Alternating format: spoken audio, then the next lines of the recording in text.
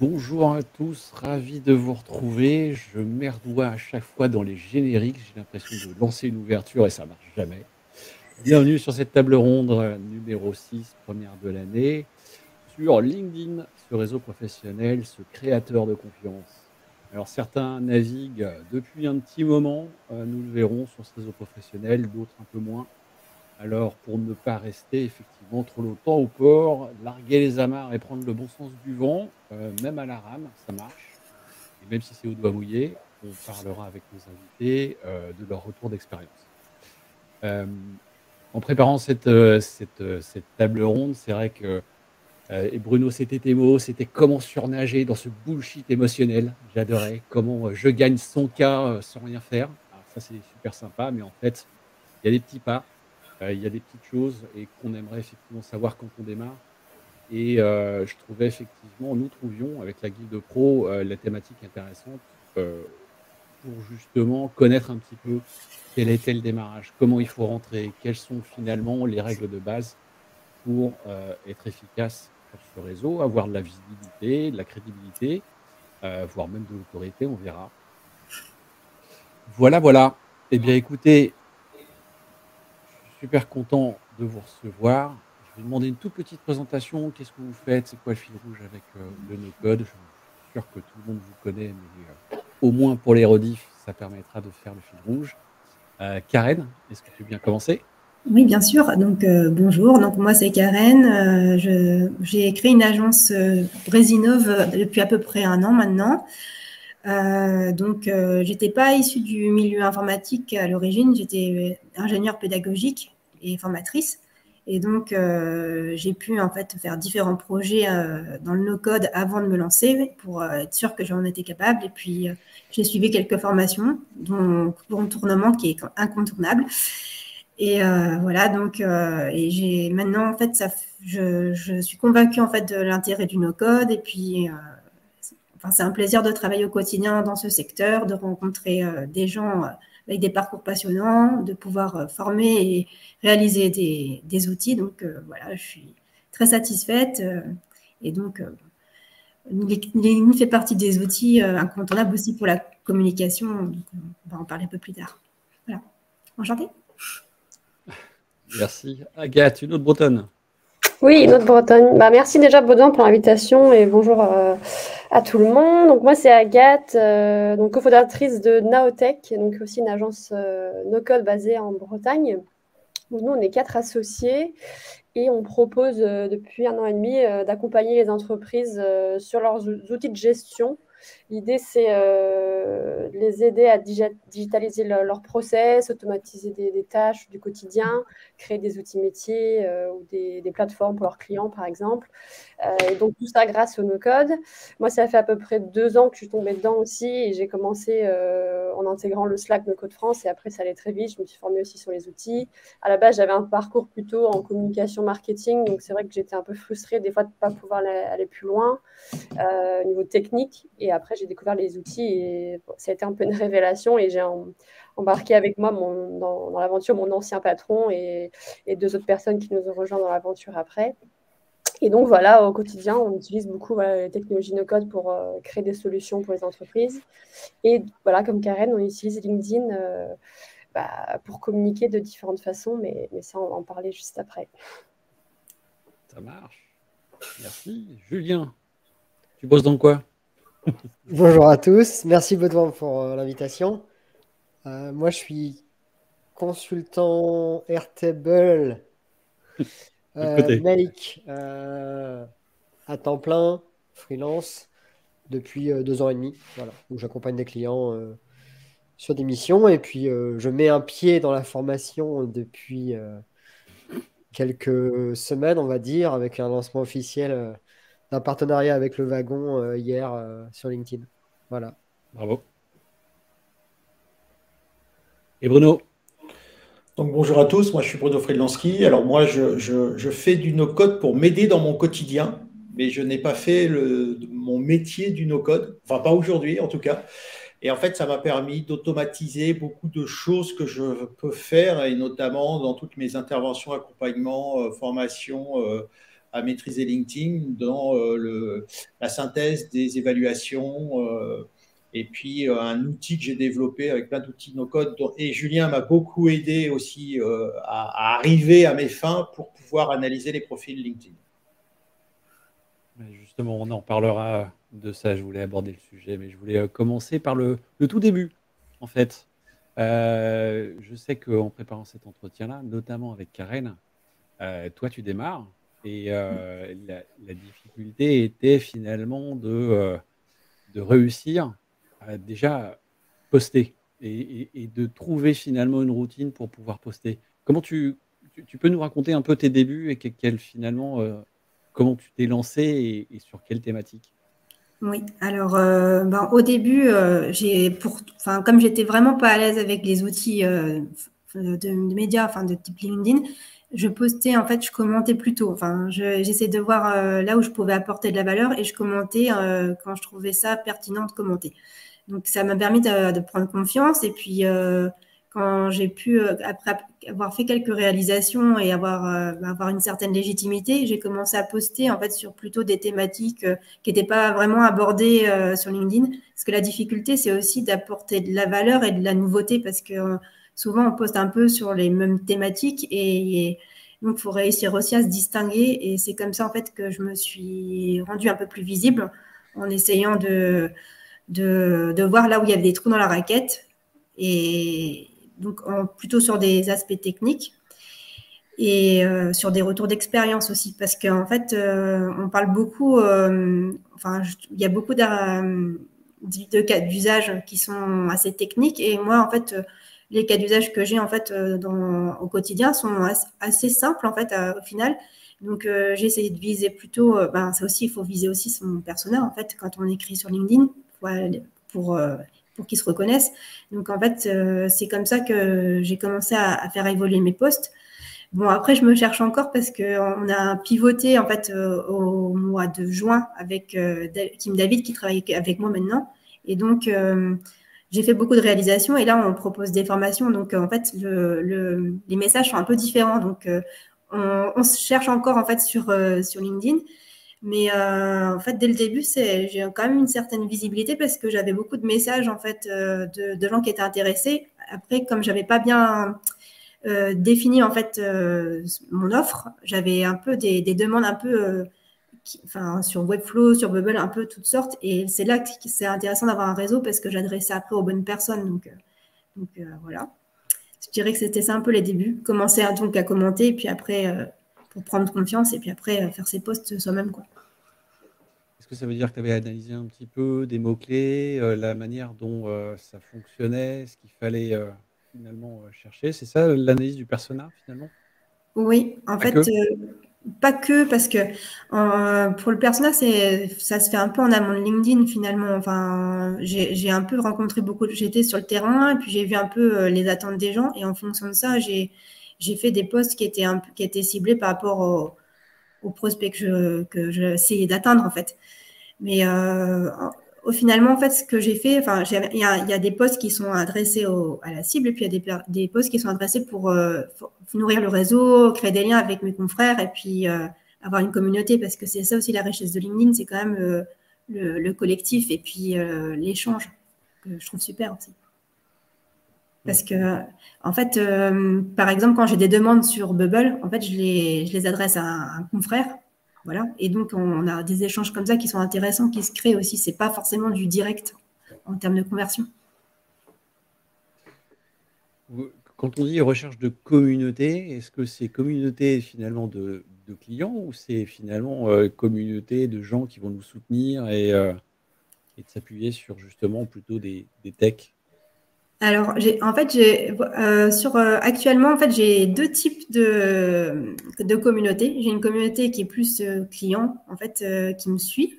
Enfin, c'est pas très important parce que ça fait qu'1 an que j'ai débuté, donc j'ai pas non plus une grande communauté. Et puis, il y a la partie quand même aussi no codeurs qui est très importante pour moi parce que j'apprends beaucoup de mes confrères. Enfin, on a quand même des gens qui sont super intéressants dans les no-codeurs, que ce soit en No-Code France et No-Code Bretagne, où en fait on a des échanges aussi de bons procédés. En fait, j'ai des projets qui sont amenés par d'autres confrères, et puis moi j'en pousse quand je ne suis pas suffisamment compétente en la matière, j'adresse en fait des projets à d'autres personnes, quoi. Donc je trouve ça intéressant. C'est pareil pour toi, Agathe? Et je réponds pour Karen, suivre les no-codeurs sur LinkedIn, je trouve ça bien parce qu'on est au courant aussi de tout ce qui se passe dans l'écosystème, comme ça évolue très vite. Ça permet de faire un peu sa veille aussi, sans aller la chercher. En fait, on ouvre notre compte LinkedIn, on a plein d'infos sur ce qui se passe dans l'univers no-code. Donc moi, je trouve ça bien de suivre aussi des personnes no-code sur LinkedIn, même si ce n'est pas eux nos clients, mais comme elle dit, après, on arrive toujours à discuter avec eux d'une façon ou d'une autre pour échanger sur des projets, tout ça. Donc, c'est bien aussi de les avoir dans son entourage. Moi, j'ai trouvé que c'était une grande force, effectivement, d'avoir cette partie de nos codeurs qui suit dès qu'on fait un post technique ou d'avoir pas mal de gens qui, tout de suite, fait augmenter un petit peu. Alors, Bruno, est-ce que ça marche toujours ce truc où, grosso modo, l'engagement d'un post, d'une publication plutôt, on va la mettre en français, c'est de dire finalement, il faut qu'il y ait des gens qui viennent tout de suite commenter, enfin plutôt commenter que d'ailleurs liker, et puis de rentrer effectivement dans un effet boule de neige. L'algo, il a tendance en ce moment à un peu changer, mais oui, à la base, en fait, on a un groupe de contacts, des gens avec qui on est en relation directe ou des gens qui vont nous suivre. Et quand tu fais une publication, en fait, LinkedIn, il va essayer d'analyser s'il y a une cohérence entre le profil, le contenu et le réseau. C'est le test PCR, ce que j'utilisais avant le Covid et je me le suis fait un peu hacker pendant un certain temps, donc je le reprends maintenant. Et donc, en fait, il mesure ça par un clic. Donc, effectivement, au départ, quand tu publies, c'est que une toute petite partie de ton réseau qui voit le contenu et ils vont ou liker, commenter, enfin interagir dessus. Si tu as de l'interaction, ça veut dire qu'il y a une cohérence entre les trois. Tu es intéressant pour ton réseau, c'est un genre avec qui tu t'es connecté. Et donc, LinkedIn va augmenter la visibilité sur ton réseau et en même temps rediffuser auprès du réseau des gens qui ont interagi dessus. Et de plus en plus, ce qui est en train de se passer aujourd'hui, si tu regardes bien ton fil d'actualité, tu vois de moins en moins de publications directes des gens que tu suis et de plus en plus des gens que tu ne connais pas, mais parce que ton réseau a interagi dessus. Donc, c'est un biais parce que ça veut dire que tu te retrouves non plus à être au courant de ce que publie ton réseau, mais des interactions que font ton réseau. Et ce n'est pas forcément la ligne édito que toi, tu attends pour être intéressé. Donc, il faut faire attention à ton réseau, effectivement, quand tu le construis. Parce que ce que disait Karen, hein, c'est la notion de ligne éditoriale, quoi. Alors justement, en parlant de ligne éditoriale, Julien, moi je te suis depuis un petit moment, si ce n'est au moins plus d'une année, et je me suis aperçu qu'il y avait du blabla. Alors je crois que c'était sur les conseils de Bruno, justement. Un post quasiment tous les jours sur une thématique aussi bien entrepreneuriale que technique. Il y a un moment donné, tu es passé en anglais. Pourquoi? Pour qu'est-ce? Il va falloir que tu nous expliques un petit peu comment toi tu as commencé et comment est venu en fait cet effet boule de neige, justement. Alors, je ne pense pas avoir eu d'effet boule de neige. C'est-à-dire que je suis plutôt pas je suis pas un très bon LinkedIner ou je suis pas vraiment spécialement bon sur LinkedIn. C'est-à-dire que je crois, mais doucement, organiquement et vraiment tout doucement au fur et à mesure. J'ai pas de logique d'explosion exponentielle particulière, pas du tout. Alors, pourquoi le blabla et puis ensuite pourquoi être passé en anglais? Alors, à l'époque, sur les blabla, moi, je m'étais dit que ça pouvait être marrant de mettre une petite marque avec une logique de numérotation, comme ça les gens, c'est aussi une preuve sociale du truc, parce que genre, dès que vous êtes au 40, 45, 45, vous voyez que c'est quelque chose qui tient dans le temps. Vous vous dites, bah tiens, c'est un truc que je vais pouvoir suivre. Et puis ça, vous voyez tout de suite, si vous suivez le truc, vous l'identifiez tout de suite parce qu'il y a marqué un blabla au début. Après, pour le reste de la population, ceux qui ne sont pas dedans, c'est peut-être un frein. puisque Blabla, ça ne leur parle pas et il n'y a pas de phrases d'accroche comme il y a dans les posts LinkedIn classiques. Donc, j'allais dire peut-être que c'est bon pour l'aspect communautaire et les gens qui suivent, et peut-être un peu moins bien pour s'ouvrir à d'autres. Mais oui, donc j'ai fait des posts quasiment tous les jours pendant vraiment très longtemps. Je pense que quand je faisais les Blabla, il y a eu au moins 200. Je crois que je me suis arrêté vers 200. Je sais plus d'ailleurs. J'ai vu un post, il y en a un qui a cartonné, c'est le 232. D'accord. Bon, bah, j'étais allé plus loin que ça, ouais. Ouais. Alors après, pourquoi être passé en anglais?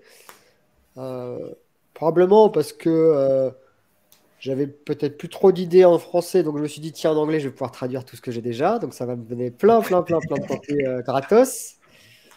C'était un point. Deuxième point,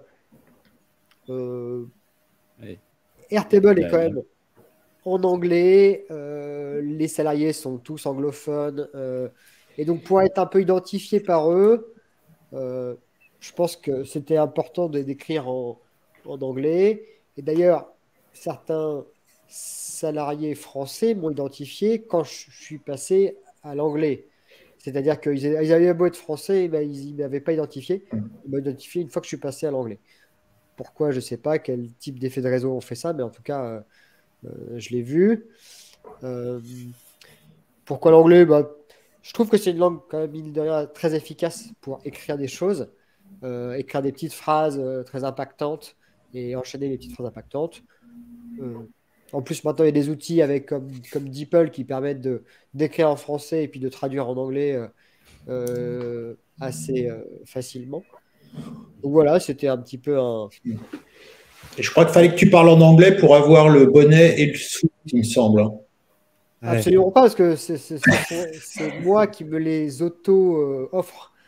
Donc non, ça c'est pas le cas. Peut-être les chaussettes. Alors effectivement, mais ça c'est un fait que j'ai été identifié et j'ai été adoubé par la réception des chaussettes Airtable après mon passage à l'anglais. Donc c'est vraiment le passage à l'anglais qui fait que j'ai été un petit peu repéré aussi par la marque. Alors Ben qui parle de fan de Justin, oui, enfin je trouve que oui, ce qu'il fait c'est très fort. C'est un robot ce gars, c'est-à-dire qu'il est très très rigoureux. Il a une ligne éditoriale ultra fine avec des posts ultra performants et puis il tourne dessus et ça marche très bien. Et il les sculpte au fur et à mesure et il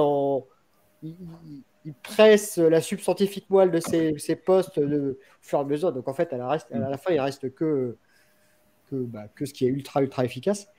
Moi, c'est vrai que j'ai un peu du mal à faire ça et bon, voilà. J'écris dans les quotidiens du no-code, parfois pour les freelances, parfois pour les clients. J'ai pas un persona ultra fixe parce que j'ai pas assez d'idées pour rester dessus. J'ai pas assez de rigueur pour faire ça parfaitement.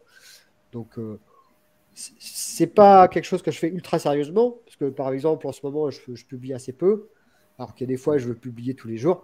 Le fait est que c'est une charge mentale super importante et que quand je fais ça en fait je m'occupe pas de mes clients, j'y arrive pas. Donc quand j'ai beaucoup de travail, je fais très peu de LinkedIn. Et puis quand il y a un moment, je sais pas, j'envoie tout balancer, je dis j'ai envie de faire du LinkedIn, j'ai envie d'avoir du love, des likes, des machins trucs. Je fais un peu de LinkedIn. Puis quand c'est un drogué. C'est ça. Quand j'ai suffisamment eu de dopamine, et ben je repars à mes missions. Donc voilà, c'est un peu des va-et-vient. Des va-et-vient. C'est un point important qu'exprime Julien directement, c'est-à-dire qu'il y a deux choses que je retiens, c'est que moi, j'arrête pas de le dire, même si c'est mon cœur d'activité LinkedIn. LinkedIn, c'est pas la vraie vie. La vraie vie, elle n'est pas sur LinkedIn, elle est dans le monde physique.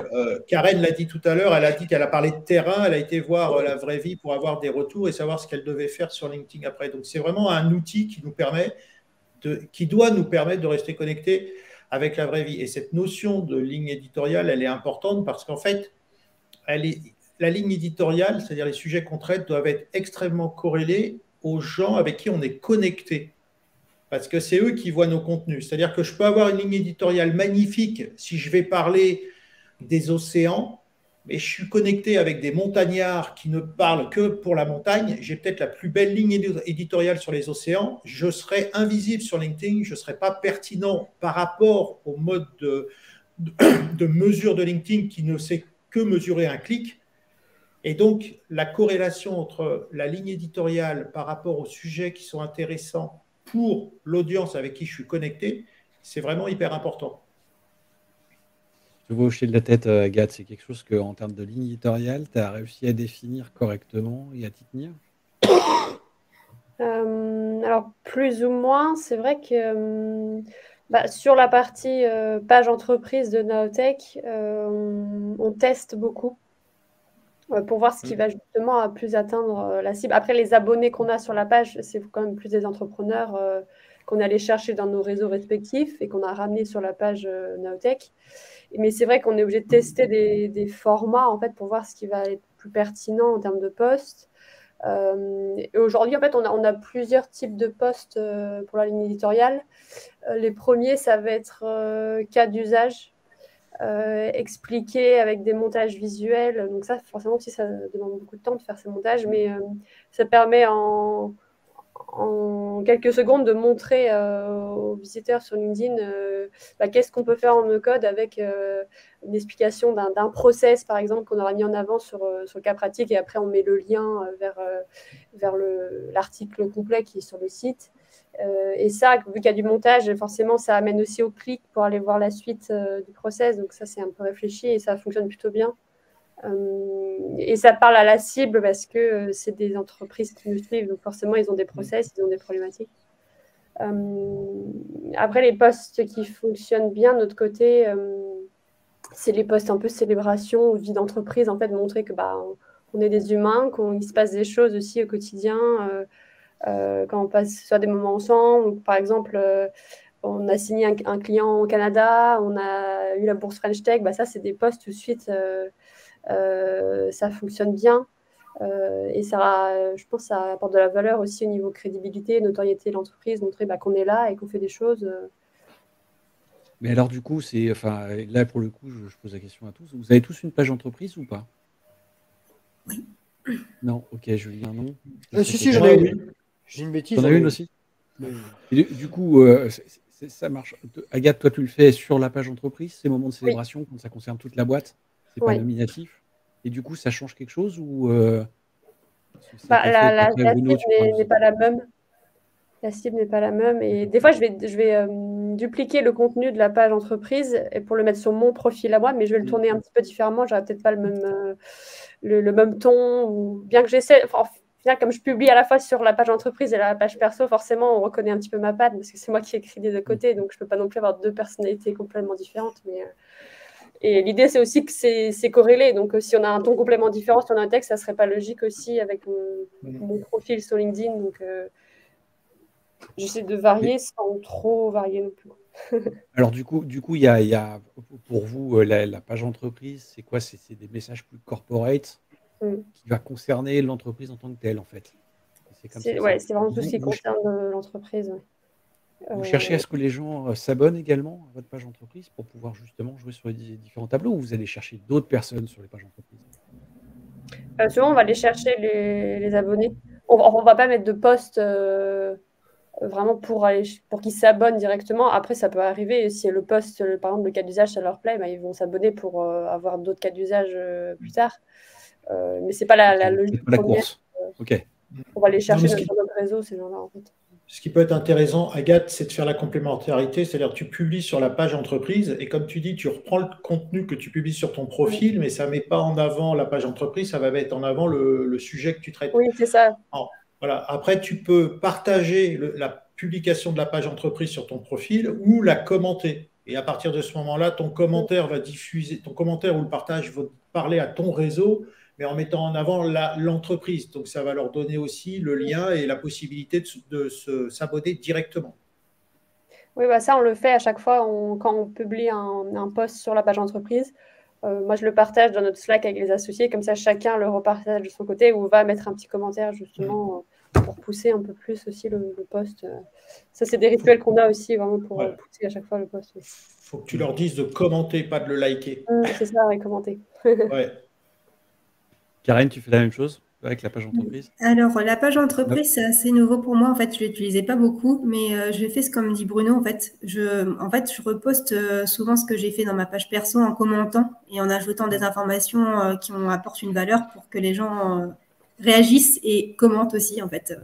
Mais pour l'instant, c'est tout nouveau. Je n'utilise pas ça depuis très longtemps, donc je suis encore en phase d'essai là. Le gros truc qui manque sur LinkedIn par rapport à la page entreprise, c'est qu'on peut s'abonner à une page entreprise, mais on ne peut pas parler à quelqu'un de la page entreprise. Il n'y a pas de chat, de prise de contact. Et ça, pour moi, je trouve que c'est une aberration. Après, le business model de LinkedIn, c'est de te faire payer de la pub pour exposer les publications de la page entreprise. Mais je trouve que c'est un manque parce que tu ne peux que suivre l'entreprise, tu peux que réagir à ce qu'elle publie par des commentaires, des likes, etc. Mais tu ne peux pas prendre contact pour engager une conversation, avoir plus d'infos. Tu es obligé de passer par un collaborateur et donc d'avoir le profil du directeur, du patron, du collaborateur, du responsable marketing, etc. Donc c'est un petit manque, je trouve, moi, sur les pages entreprises qu'il faut arriver à contourner par effectivement le fait de se rendre visible en tant que personne quand tu commentes ou quand tu partages la page, pour qu'on puisse te poser une question à toi en tant que collaborateur de l'entreprise. Et Bruno, tu vas me dire si je me trompe, mais moi j'ai cru comprendre que les posts, justement, page entreprise, sont moins mis en avant par LinkedIn. Alors, un post qui part de notre profil personnel. Oui, ce qui est clair, c'est que tu as plus de visibilité quand tu fais une publication sur ton profil que par rapport à une page entreprise. Mais ça, c'est aussi parce qu'il y a l'objectif quelque part de LinkedIn de te faire payer de la pub.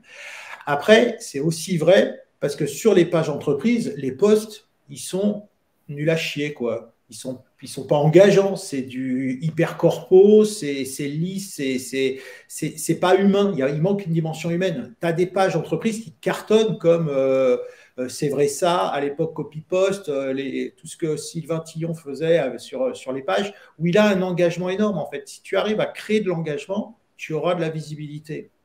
Mais c'est vrai que les pages entreprises à la base sont moins valorisées que sur les profils. D'où l'interaction des équipes par des commentaires sur la page entreprise pour lui donner de la visibilité. Julien, toi, tu n'as pas de page entreprise? C'est que sur ta pomme? Si, j'ai ma page Julien Motet, mais j'en fais strictement rien. Après, je connais pas, à ma connaissance, je connais aucun mec qui a du succès sur LinkedIn qui utilise de façon agressive sa page de boîte, quoi. Même des boîtes qui sont pas, qui vendent pas du consulting LinkedIn et qui ont des croissances très, très importantes sur le réseau, j'en connais aucune, enfin, à ma connaissance, qui mettent fortement en avant cette page. Ils sont très liés à l'image personnelle du fondateur, des équipes, et ils jouent cet effet de réseau et ils se like entre eux, mais ils ne se mettent pas derrière leur bannière de page de boîte. Ou alors, j'en connais pas, je les connais pas. Non, moi j'ai une page entreprise, mais ça me permet juste d'avoir un logo sur mon profil, d'être connu, mais j'en fais très peu de choses, quoi. C'est absolument pour ça. Voilà, j'ai une page entreprise parce que je voulais mon logo sur ma page. Après, tu peux très bien. Il y a des trucs à tester, je pense, parce que moi, j'ai une page qui s'appelle Maîtriser LinkedIn. J'ai deux pages. J'ai la page consono de l'entreprise et j'ai fait une page Maîtriser LinkedIn pour essayer de créer quelque chose autour de mon livre sur LinkedIn et que de LinkedIn. Mais je ne l'ai pas poussé au bout, mais on peut très bien imaginer que tu fasses une page Airtable qui te permette, en fait, parce que maintenant, il y a une nouvelle fonctionnalité qui s'appelle republier. Donc, avant, on n'avait que partagé, il fallait argumenter. Maintenant, tu peux republier directement un contenu qui existe. Toutes les interactions restent sur la publication d'origine. Et ça permet de faire des pages je vais appeler ça des pages thématiques. Tu pourrais très bien créer une page Airtable, je pourrais très bien faire une page no-code, tu vois, où en fait, tu republies tout ce que tu vois, qui fait une sorte de veille, une page de veille. Alors après, est-ce que ça a de l'intérêt? Comment tu en tires un résultat business? Ça va dépendre de chacun. Mais tu as des choses à tester, je pense, pour essayer d'agréger une communauté sur un sujet ultra précis. Et tu pourrais très bien faire une page Bubble, une page Airtable, une page Notion, etc. Et republier tous les contenus que tu vois qui passent sur LinkedIn.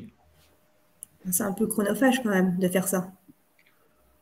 Bah, en fait, c'est un clic sur quand tu lis ton fil d'actualité, tu cliques quand tu vois un contenu, ça te fait comme une archive, si tu veux, qui te permettrait de retrouver tous les contenus sur un sujet donné, qui est public et qui peut être après suivi par d'autres personnes. Et quant à ça, quand tu arrives à avoir une certaine audience, rien ne t'empêche à un moment donné de faire une publication sur cette page au nom de la page ou en t'identifiant. Ce qui fait que bah, tu deviens la tête de pont sur cette page-là, puisqu'elle t'appartient, si tu veux. La question que j'avais, publication, image, carrousel, la variation des plaisirs, quoi, grosso modo, c'est comment ça se passe? Enfin, est-ce que vous le faites tous et vous essayez d'alterner? Est-ce que c'est finalement que du texte? Et qu'est-ce qui rapporte le plus en termes de... Là, on parle de visibilité pour le coup.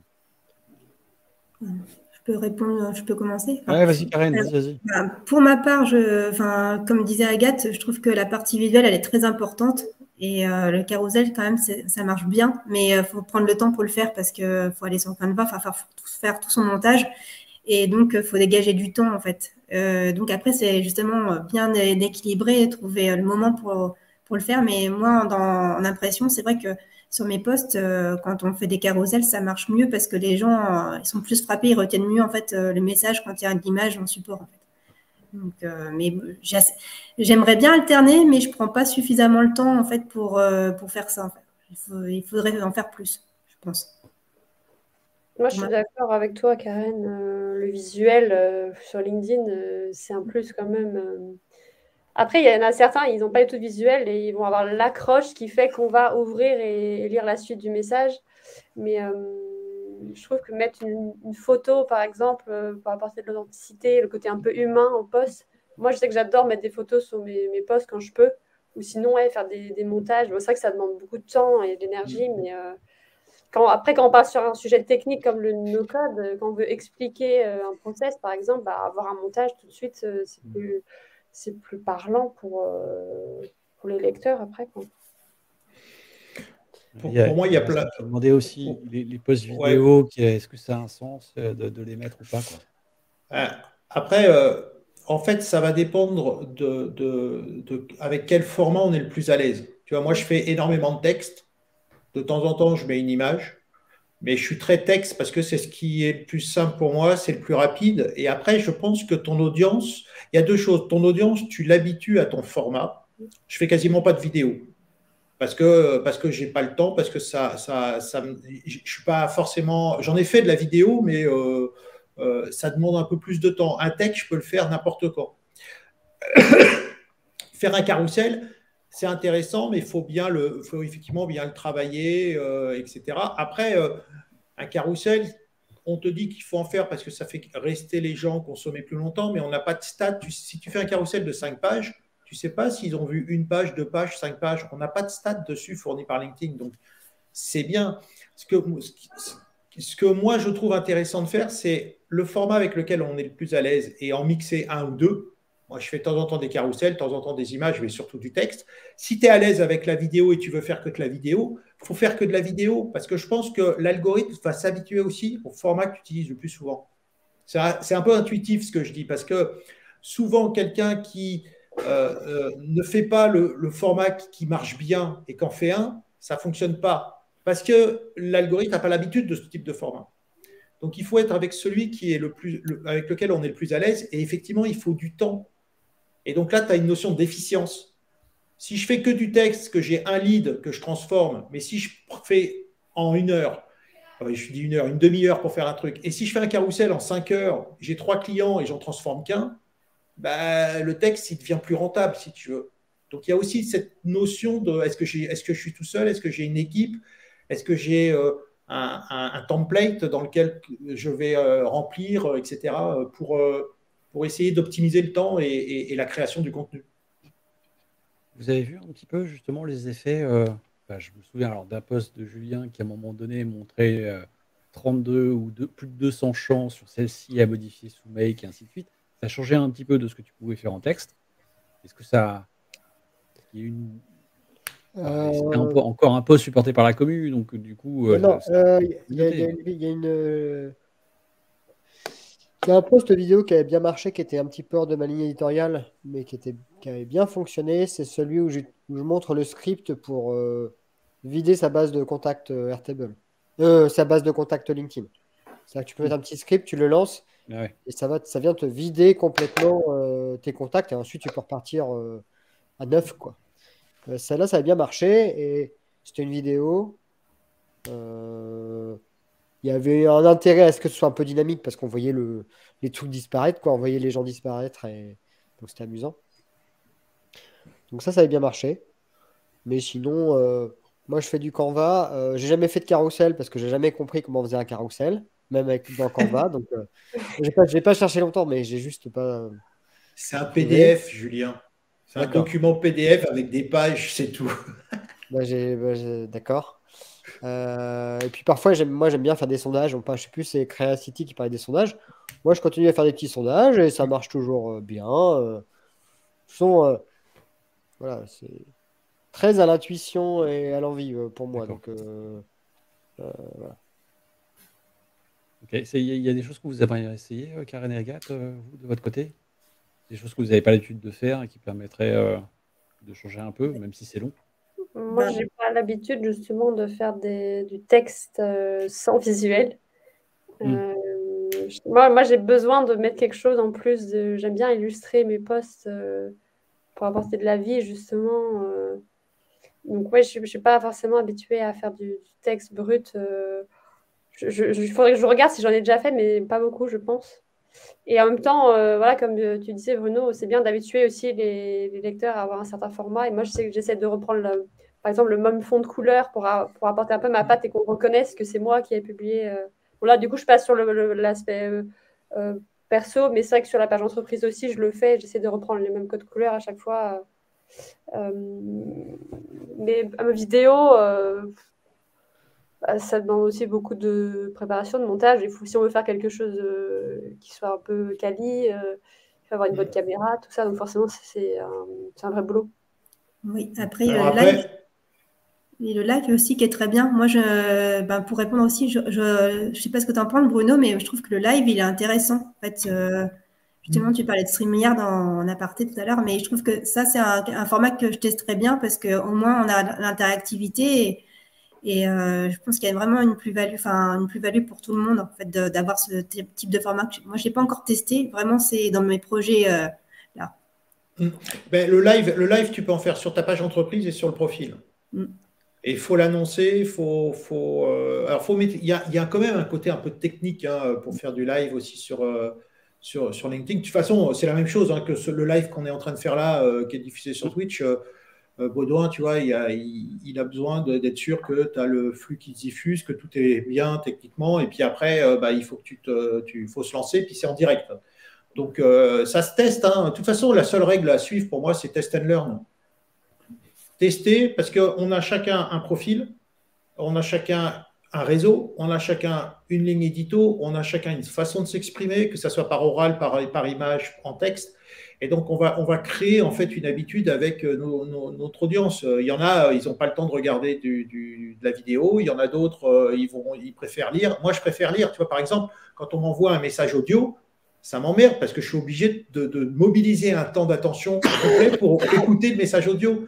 Il me faut un casque, il faut que je sois dans le silence. Alors qu'un message texte, tu le consommes partout, tu vois. Mais c'est des habitudes que chacun va avoir. Donc, tester par rapport à son audience et ce qui va donner le plus de résultats surtout.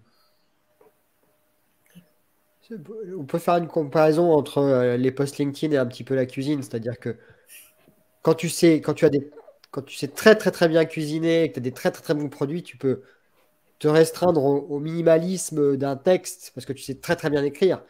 Et quand t'es pas super, si tu sais que ton texte il va pas accrocher à fond, c'est là tu rajoutes la crème, tu rajoutes le beurre, tu rajoutes la chantilly. Ouais. Tout ça, c'est l'image, le machin, le smiley, le machin. Et c'est vrai que on parlait de Justin Welsh, lui, il n'y a que du texte, il n'y a pas de hashtag, il n'y a rien. Mais c'est. Et puis, lui, en plus, il a une technique, c'est-à-dire qu'il était très présent sur Twitter et il utilisait beaucoup Twitter.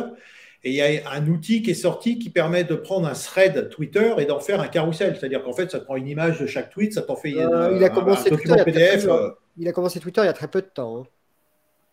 Hein. Ouais, mais. Sur Twitter. Ah ouais? Non, mais il est Parce que moi, je l'ai.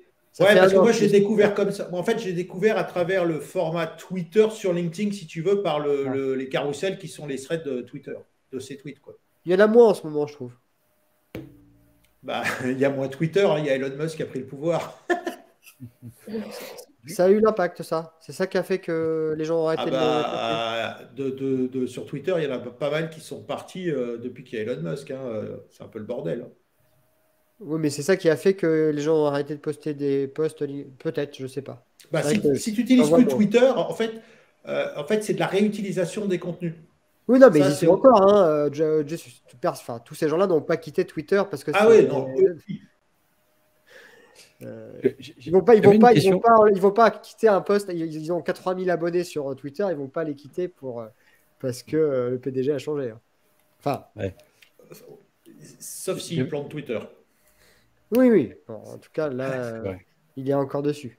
Enfin, ce sera une question à la fin, si on a le temps, justement. Et si LinkedIn plante, qu'est-ce qu'on fait de tout ce bazar-là qu'on a justement essayé de cultiver pendant des années, finalement.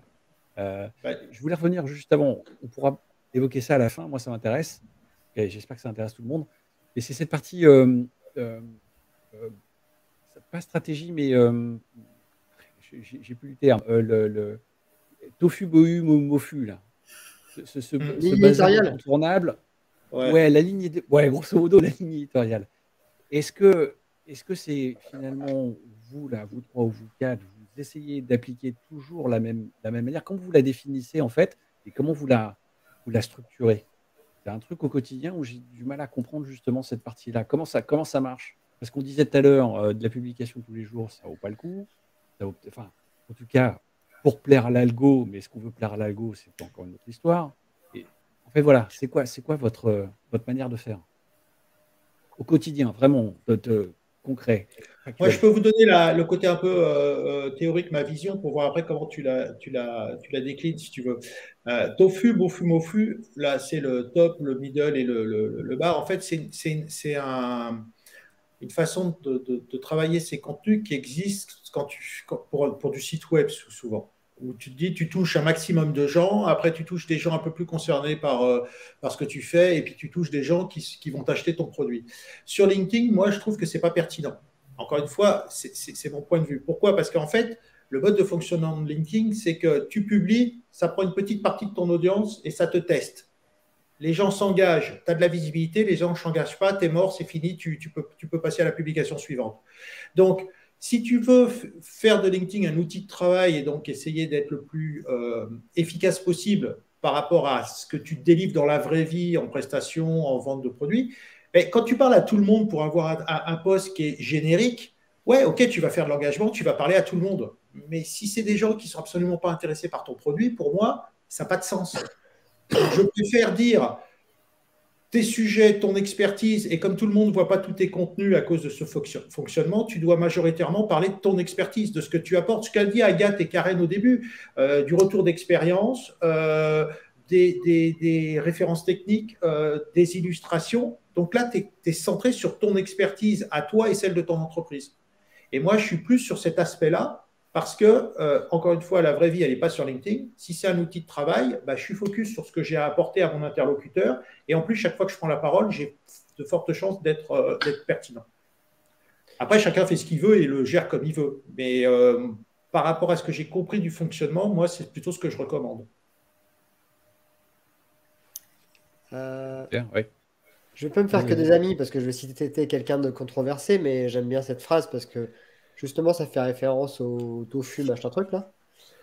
Je vais citer, c'est peut-être même pas de lui, Oussama Hamar qui disait qu'au début, on te suit parce que tu fais, ensuite parce que tu sais, et ensuite parce que tu es.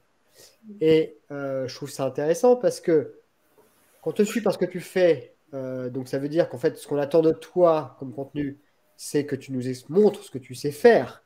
Donc que tu nous montres voilà, des tables Airtable, des des automatisations, des tutos. Voilà, c'est le début, ça. Ensuite, ce que tu sais, donc c'est là où tu as les retours d'expérience plus conceptuels, avec les clients, les machins, les trucs. Et après, la dernière étape, quand il parle de ce que tu es, c'est là où finalement, faire des posts où tu es à la plage, où tu montes ton lifestyle, est accepté par les gens parce que tu as atteint un niveau qui fait que les gens veulent te suivre juste parce que c'est toi. Et je trouve que c'est assez intéressant parce que finalement, ce pourcentage de parler de ton lifestyle, parler de ton expérience ou de ton cœur de compétences, les pourcentages peuvent évoluer dans le temps, à savoir qu'au début, tu parles très peu de qui tu es et beaucoup de ce que tu fais, et que peu à peu, plus tu montes dans les grades, plus les gens vont peut-être avoir envie de savoir un peu plus sur toi. Donc, tu vas pouvoir augmenter cette part liée à qui tu es, quoi, et raconter un peu ton blabla et puis montrer tes pattes, quoi. Parce que les gens, ils veulent tout savoir de toi. Bon, ça, c'est pour les gens qui sont très, très hauts, quoi, les joueurs de football. Mais je pense qu'il y a cette espèce de démarche un peu, cette progression dans ce que attendent les gens de toi par rapport à ce qu'ils ont déjà vu de toi et ton historique, quoi. Je suis d'accord avec Julien. Enfin, franchement, je trouve ça résume bien en fait la structure. Je suis totalement d'accord avec ça. Et sur la partie qui tu es, je trouve pas ça forcément évident sur LinkedIn. Enfin, parce que en fait, ça touche. Enfin, il faut réussir à bien jauger enfin l'information que tu veux délivrer, quoi. Donc, moi, je suis pas du tout encore dans cette phase-là. Parce que ça fait pas longtemps que je suis sur le réseau. Et en fait, ça fait un peu, enfin, pour moi, ça va sortir un peu de la zone de confort parce que, voilà, enfin, forcément, j'aime bien faire la différence vie perso, vie professionnelle, sauf sur les valeurs, en fait. Par contre, sur des valeurs qui sont importantes pour moi dans la vie et que j'essaie aussi de transmettre en entreprise, sur le partage, l'inclusion et des choses comme ça. Là, ok, mais après, sur le reste, aller à la plage ou je ne sais quoi, bon, pour l'instant, j'en suis pas encore là. Et pour répondre à ta question, Baudouin, sur l'organisation de la semaine, souvent, en fait, la ligne éditoriale, je réfléchis en fait au thème le week-end, en fait, par rapport à tout. Je fais un peu une synthèse de tout ce que j'ai vu, su et appris aussi par mon réseau et les thèmes que je vais aborder, les questions qui m'ont été posées quand j'ai rencontré des gens. Et après, je fais des posts en fait qui alternent un peu retour d'expérience, cas d'usage, etc. pour pas que ce soit pénible, quoi, et que ça use en fait mes lecteurs. Donc voilà. Et je rebondis sur ce que tu dis, Karen, sur le côté je suis. C'est vrai qu'il y a des grosses dérives sur LinkedIn aujourd'hui.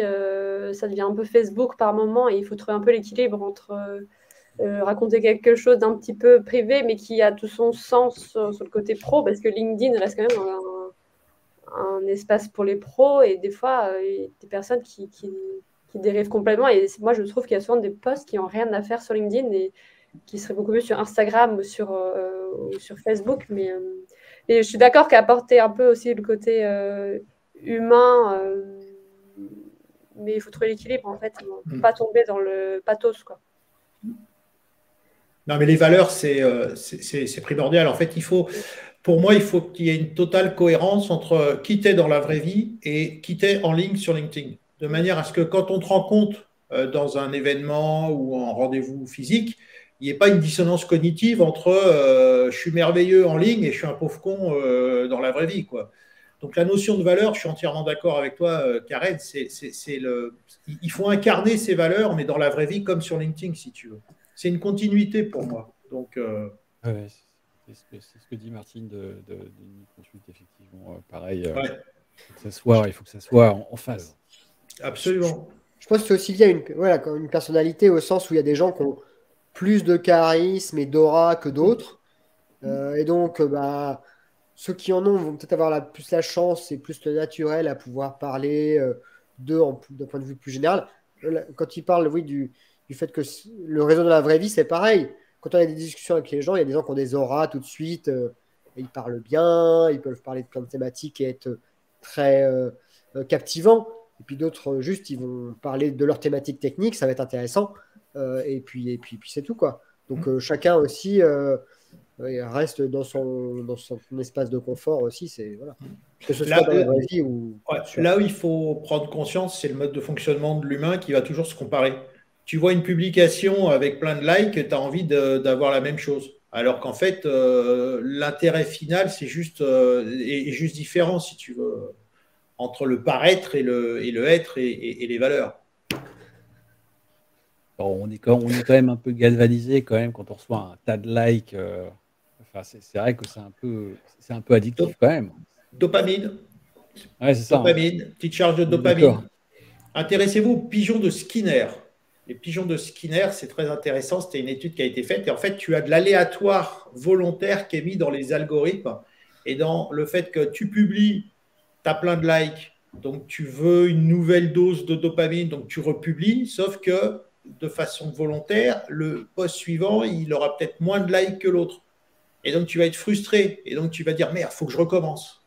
Et ça, c'est de l'aléatoire et ça vient d'études qui ont été faites et c'est les pigeons de Skinner.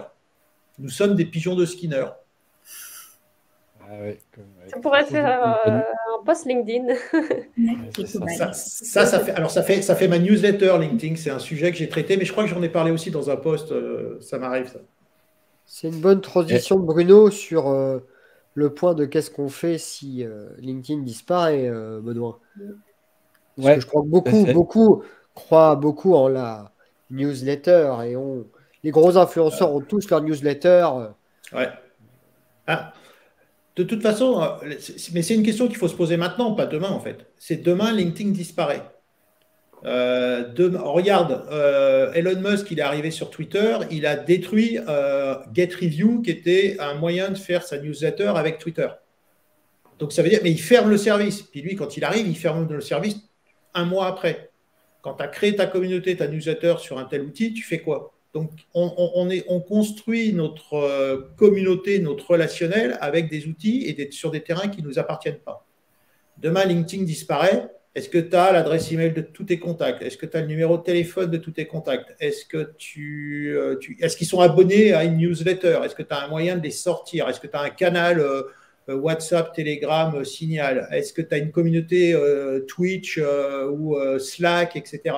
En fait, quels sont les points de contact que tu as avec ton audience LinkedIn? Et si tu n'en as qu'une et que c'est que LinkedIn, de toute façon, tu es en péril à court ou moyen terme ou à long terme. C'est quelque chose que vous avez appréhendé, vous trois?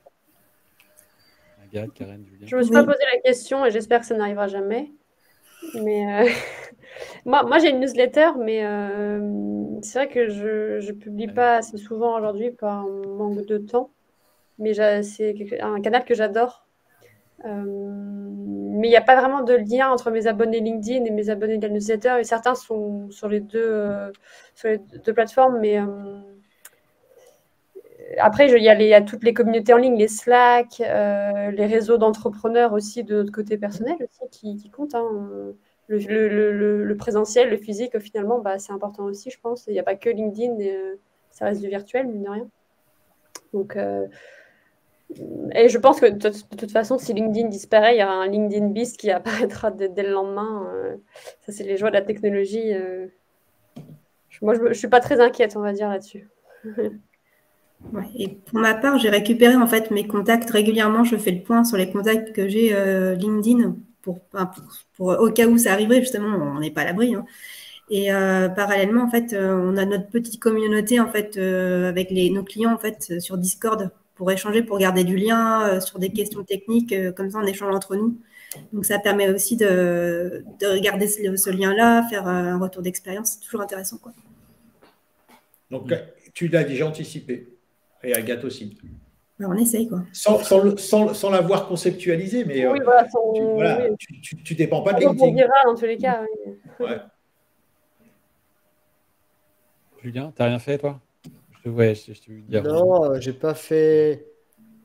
Disons que j'ai pas mal d'emails reçus. J'ai pas mal d'emails parce que quand j'avais fait des événements vidéo, j'avais récupéré les emails des gens. Donc je dois avoir 150, 200 emails quelque part. J'ai en théorie une newsletter où il doit y avoir 80 abonnés où j'ai jamais rien envoyé. Donc voilà, c'est un peu partout. Mais c'est vrai que la newsletter m'ennuie. Enfin, j'ai pas envie d'écrire une newsletter. Donc pour l'instant, comme je vous dis, Airtable, pourquoi je dis Airtable? LinkedIn n'est pas un canal, enfin, c'est pas primordial pour mon business. Donc, je me poserai la question si un jour ils nous disent on va fermer, ils fermeront un an plus tard. On aura le temps de voir, je pense. Et puis, s'ils ferment, je dirais bon, bah, demain on n'est plus là. Si vous voulez me suivre, merci de cliquer sur ce lien et de mettre votre email, quoi. Le jour J. Voilà. Tu seras peut-être pas prévenu. LinkedIn va peut-être te fermer. Il y en a, leurs comptes ont été fermés, ils étaient dans la merde, hein, ils se posaient la question. Par erreur, hein, mais quand tu dis, Julien, ça t'emmerde d'écrire par une newsletter, mais en fait, il ne faut pas voir la newsletter comme celle que tu reçois des e-commerçants. Hein. Une newsletter, un contenu d'une newsletter, ça peut être le même contenu qu'une publication, sauf que tu l'envoies de façon exclusive à une base d'abonnés. C'est tout. C'est juste un canal différent pour parler à une audience. Donc, ouais, mais ce qui se passe, c'est que cette audience-là, si potentiellement je pouvais lui vendre quelque chose, c'est-à-dire des formations et des choses comme ça pourrait être intéressant, sauf que c'est 99% des gens qui m'écoutent ne seront jamais mes clients. C'est des collègues, c'est des machins. Ouais, des prescripteurs. Oui, voilà. Et bon, si demain je fais une formation ciblée pour des gens comme moi ou la communauté, ça peut se réfléchir. Là, aujourd'hui. Mais ça se met en place assez vite. Tu vois, Karen disait tout à l'heure que tout ce qu'elle a appris, tout ce qu'elle a lu, vu dans la semaine. Tu fais une newsletter avec les 3 articles à lire sur le no-code ou le no-code en Bretagne ou le no-code pour les entrepreneurs. Et puis, tu as une newsletter avec 3 liens. Rien que ça. Tu présupposes que je fais de la veille. Tu présupposes que je fais de la veille, c'est bien. Mais... Oui, mais Karen, elle en fait. Alors, elle va t'expliquer comment il faut faire. Elle va me transmettre sa newsletter que je pourrais envoyer gentiment à ma communauté. Je mettrai son nom. J'avais une question sur le ton utilisé sur les posts. Vous voyez tout le monde. Aujourd'hui, tout le monde se tutoie. Vous faites comment?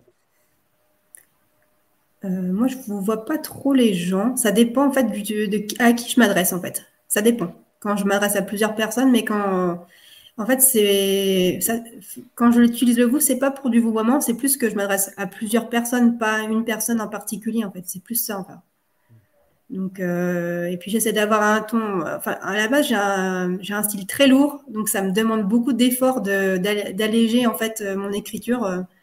D'ailleurs, parfois, Kim David, il me donne un petit coup de main parce que souvent, il me dit bah, Karen, c'est pas de la littérature, c'est de LinkedIn, quoi. Donc, il faut être efficace. Donc, ça, c'est un vrai travail. J'essaie de mettre un peu d'humour pour alléger tout ça. Mais bon, ça demande un peu. C'est pas naturel pour moi, l'écriture LinkedIn, dans le sens où c'est un peu du langage oral, un plus, on va dire. Moi, je suis un peu comme toi, Karen. Je joue un peu sur l'humour. Je vous vois aussi en général parce que je m'adresse aux entreprises, en fait. Donc, c'est rare que je tue dans un post. Mais ouais, c'est être authentique, en fait. Écrire comme si on parlait, mais du coup, en ajoutant le côté écrit pour pas que ça fasse trop informel non plus et partir dans le vulgaire ou avoir des mots vraiment qui n'ont pas leur place sur LinkedIn. Mais je trouve que c'est bien d'être authentique, en fait. Pour moi, c'est ça le mot, rester comme on est et ça se ressentira en fait dans les posts. Ouais, bah, c'était en substance effectivement ce que disait Bruno au début, enfin justement au milieu. Il faut être finalement humainement pareil sur le réseau pro que sur le réseau perso. Et finalement, on tutoie ou on vous voit, c'est comme on veut, mais finalement, peu importe le ton, c'est la manière d'être. Tu vois, moi, dans ma newsletter, je tutoie. En fait, j'écris ma newsletter comme si je parlais à une seule personne et en fait, j'ai tous les abonnés qui reçoivent. Par contre, sur les posts, les publications, je suis en train de me poser la question, je tutoie comme je vous vois, ça va dépendre. Mais c'est vrai que peut-être que le vous, c'est la notion, comme dit Agathe, de plusieurs personnes. C'est vous, communauté, et pas vous, monsieur ou madame, que je vous vois. C'est là où l'anglais est mieux. C'est you, Bah oui, et puis clairement. démerde-toi avec l'interprétation, quoi. C'est vrai. Ouais, mais comme dit Arnaud, on passe pour des boomers, quoi. Enfin, en tout cas, moi, je sais que je passe pour un boomer chaque fois que je vous vois dans une publication où je me fais rattraper par la patrouille parce qu'on me dit, bah, en fait, utilise-le tu, quoi. C'est comme si tu t'adresses à quelqu'un. Le poste doit être fait pour vraiment la personne qui Ouais. le lit. Pour répondre à Thibaut qui dit vous, c'est un peu comme cher réseau. Non, cher réseau, c'est pire. C'est tout ce qu'il ne faut pas faire, quoi. Ah, on le Les voit gens qui. pourtant, tu as raison. Ah, cher réseau, mais c'est. Mm. On le voit encore un petit peu. Ah ouais, ouais. Ok, je vois l'heure qui avance. J'avais encore plein de questions, en fait. Je pense qu'on pourra faire des lives et des lives et des lives.